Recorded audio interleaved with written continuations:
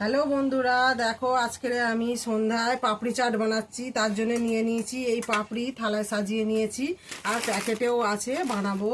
আর তার জন্য কি কি নিয়েছি দেখুন, টক দই, এটা মশলা দিয়ে আমি ম্যারিনেট করে নিয়েছি দইটা। আর এতে আছে ঝুরি ভাজা বাদাম, এটা তেঁতুল দিয়ে টক চাটনি করে নিয়েছি। এতে আলু সেদ্ধ কুচিয়ে নিয়েছি। আর এতে টমেটো, শসা, পেঁয়াজ, লেবু সব মাখিয়ে নিয়েছি। নিয়ে এবার পাপড়ি চাটটা বানাবো।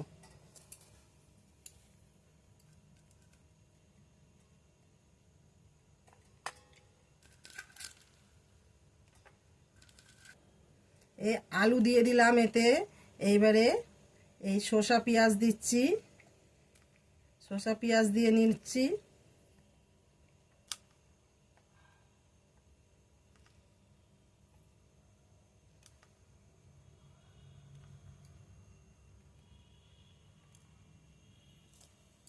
এবারে দেব টক চাটনি,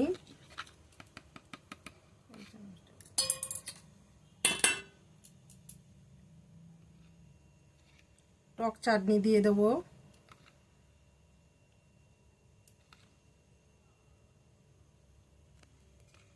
আর দেবো না, আমি টক চাটনি খাবো না। এবার দেব টক দই।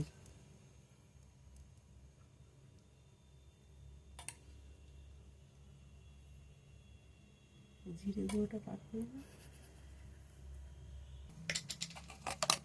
ভাজা মশলা দেব, ভাজা মশলা দিয়ে দেবো।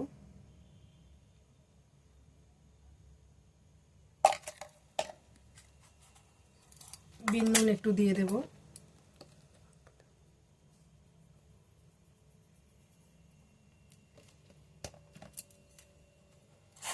এর উপরে ঝুরি ভাজা আর বাদাম ছড়িয়ে দেব।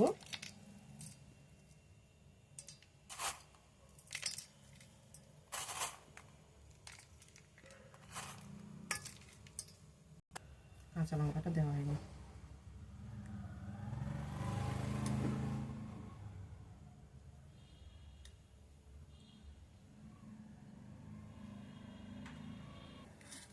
দেখুন আমার পাপড়ি চাট রেডি, কিরকম হয়েছে আপনারা দেখুন।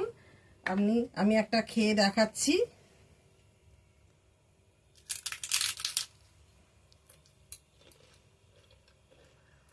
হেবি দারুণ হয়েছে।